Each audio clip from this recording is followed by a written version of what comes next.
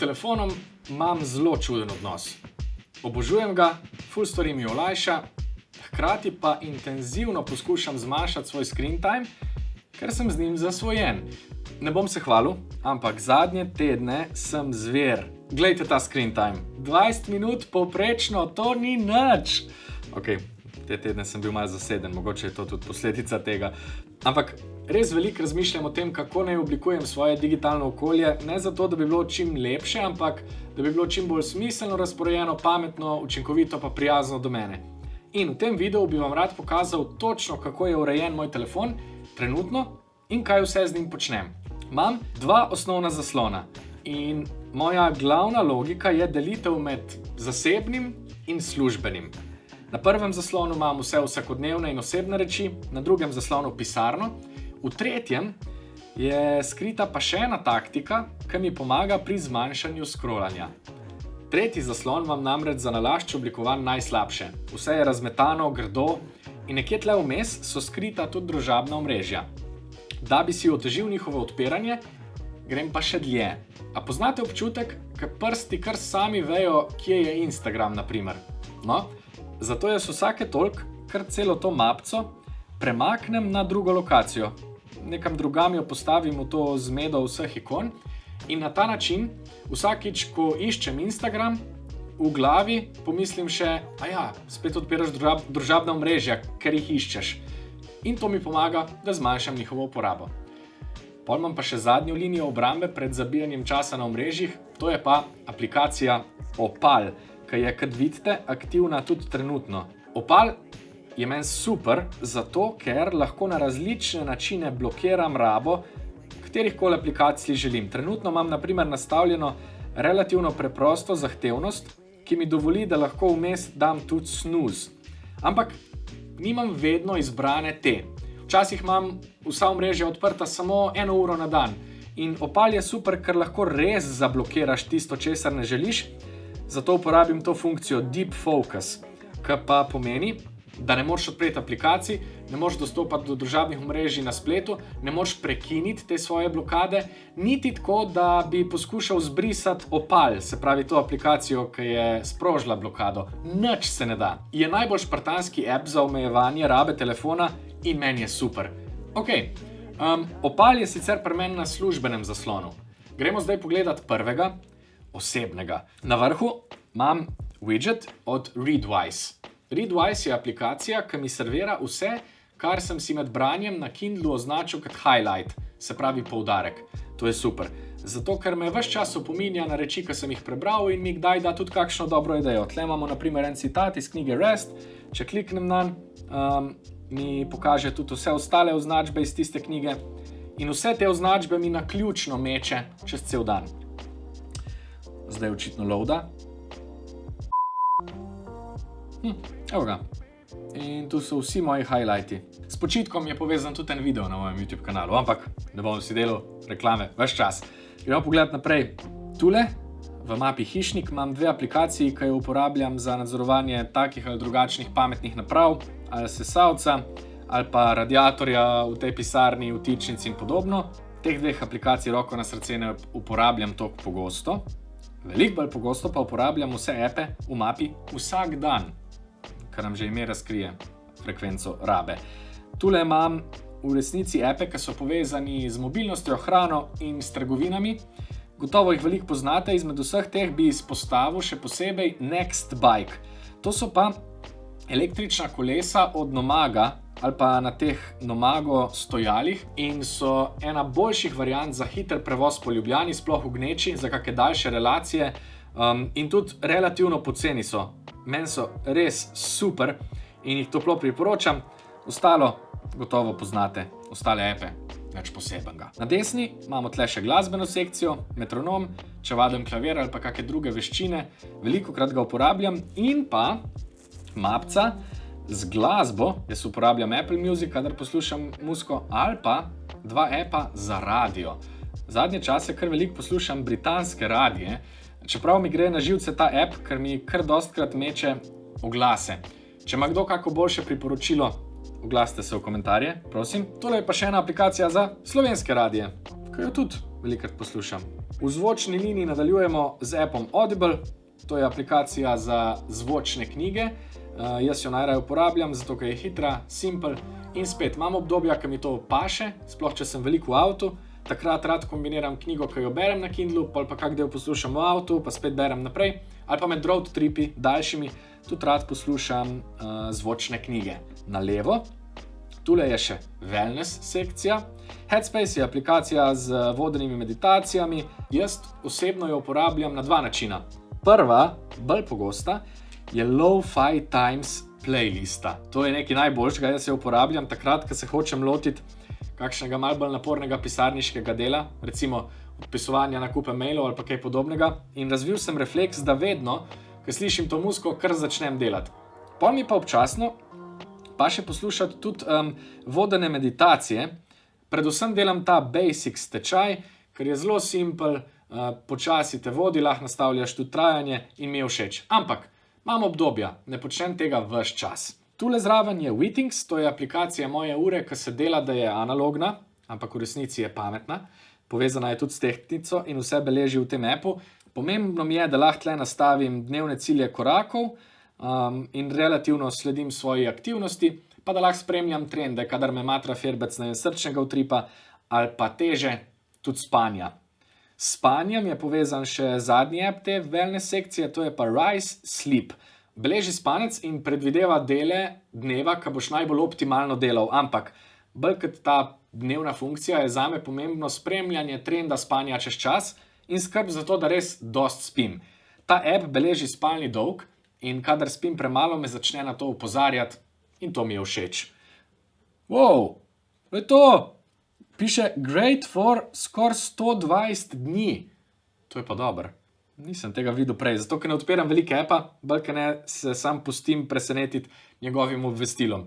Če koga mika, dajem tudi to spodaj v opis videa. Tule imamo pol še voice memos, to je snemalnik zvoka od Apple, jaz ga uporabim za kakšne hitre osnutke idej, ali pa med vožnjo, če si hočem kaj zapisati, pa ne morem in pol prosim Siri, da mi sproži voice memo recording. Tu je še Google Maps, klasika, navigacija ali pa iskanje restauracij, če sem kje v tujini. Na koncu pa drugi widget tega domačega zaslona, ki je pa widget za sledenje navadam. Tole malo testiram. Rad bi videl, kaj se spremeni, če dnevno beležim svoje navade.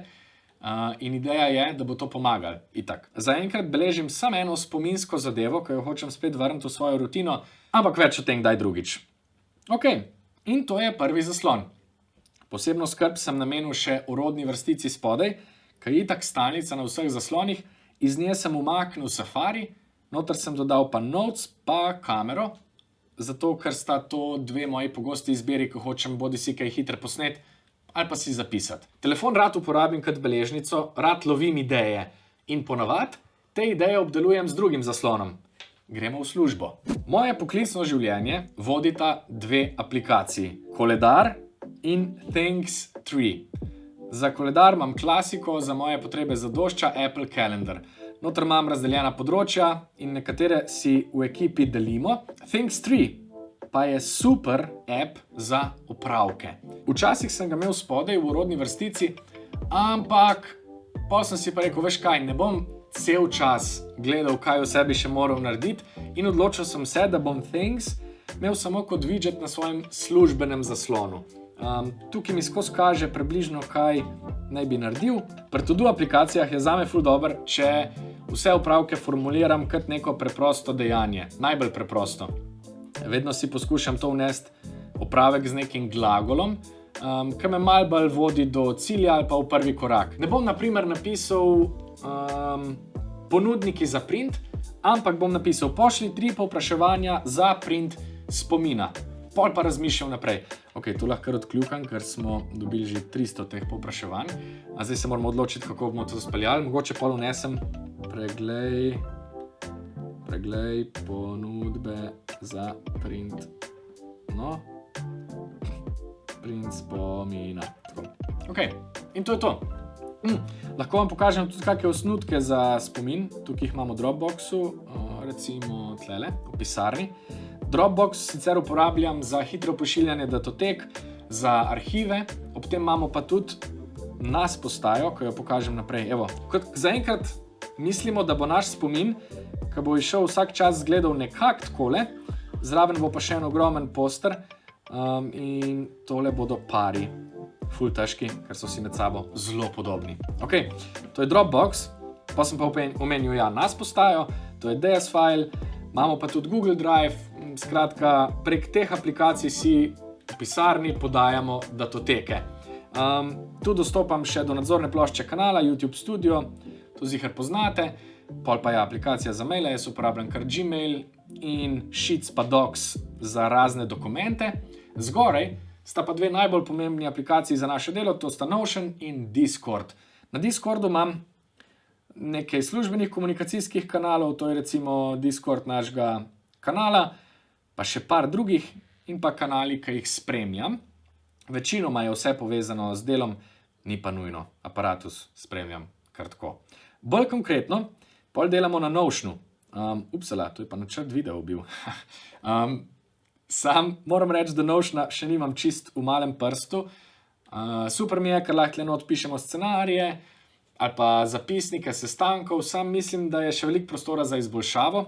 Recimo, dajmo pogledati... Evo, tlele so vsi rezultati ankete, ki sem jo pred kratkim ustvaril za naslednjo sezono YouTube kanala. Če vas zanimajo rezultati, sem jih ful lepše oblikoval in objavil tudi v newsletteru na spletni strani. Najdete jih na nikskrlec.com/anketa. Je link tudi spodaj in na spletni strani se lahko naročite na moj newsletter. Sam povem. V newsletteru sem pisal tudi o beleženju časa. Na zadnje čase zato uporabljam aplikacijo Jibble in beležim samo še delo. Zaradi zakonodaje smo morali v pisarni uvesti evidenco delovnega časa in to me je malo prsilo, da sem se začel štempljati in me pripeljalo do spoznanja, da spet delam preveč.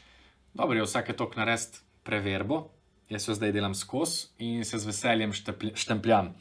Pol naprej tukaj komunikacija, nič posebnega, to so moje 4 api, ki jih uporabljam za pošiljanje vseh možnih reči vsem možnim ljudem, pa za ohranjanje stikov, pa pošiljanje mimov.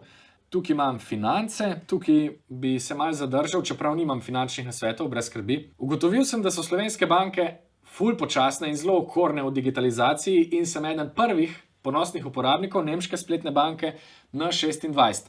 Tam je bila toliko všeč in moje izkušnje s slovenskimi bankami so bile toliko slabe, da sem se odločil, da samo pri njih obdržim svoj osebni račun in ga uporabljam kot svoj glavni bančni račun. Kasneje sem odprl še Revolut in zdaj jo uporabljam v navezi že nekaj let.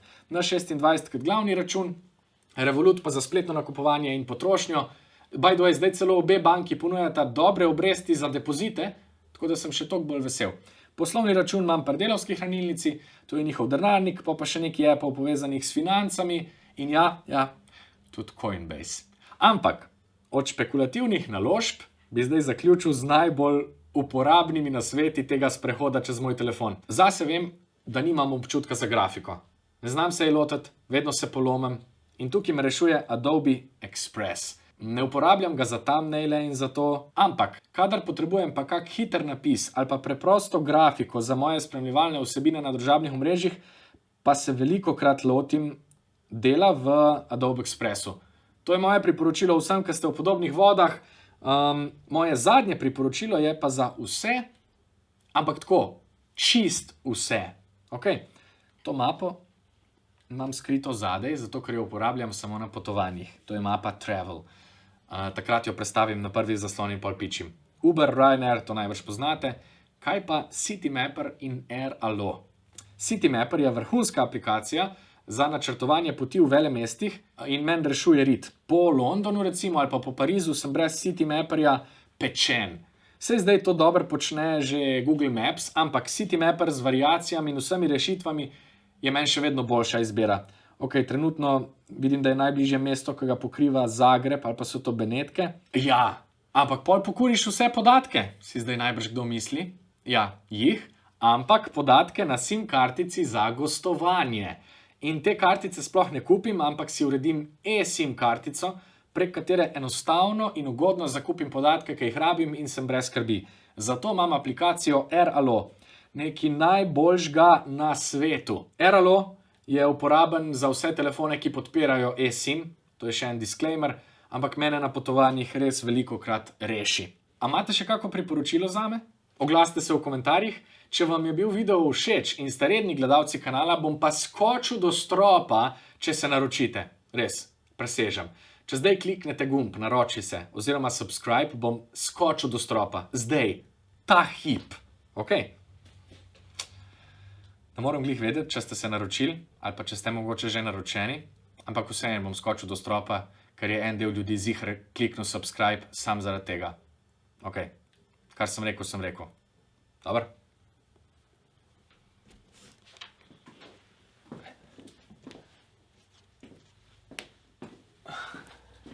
Se to najbrž sploh ne meni, nimaš zdaj v kadru, ne? A lahko mogoče sam pen našti z mano gor? Ali pa kaj tazga, lahko naredimo nek tak finish? Te v postu vržem gor. Tako da si sam Ampak ne, jaz bi dejansko rad videl nek ta skok. A veš, kaj mislim? Lahko, ja. Sem se videl, sem scenografije, mislim, da stave. Vse ok. Kako naj naredim? You better make it go. Torej, tak nek pen. Ja, a misliš, da bo šlo? Ja. Čakaj. Iz česa pa gremo? Iz česa gremo? Kako misliš, iz česa gremo? Boš ti še malo govoril spet, pa boš bolj... Ma ne, saj sem naredil, ok, zdaj bom skočil, bla bla bla. Okay. A si sedel takrat na stolu? Ja, pa lahko greš v to, ko prenesem stol noter, recimo ta drug, ali kaj. Ni mi tle to je res samo 2 sekundi na koncu. Okay. A veš?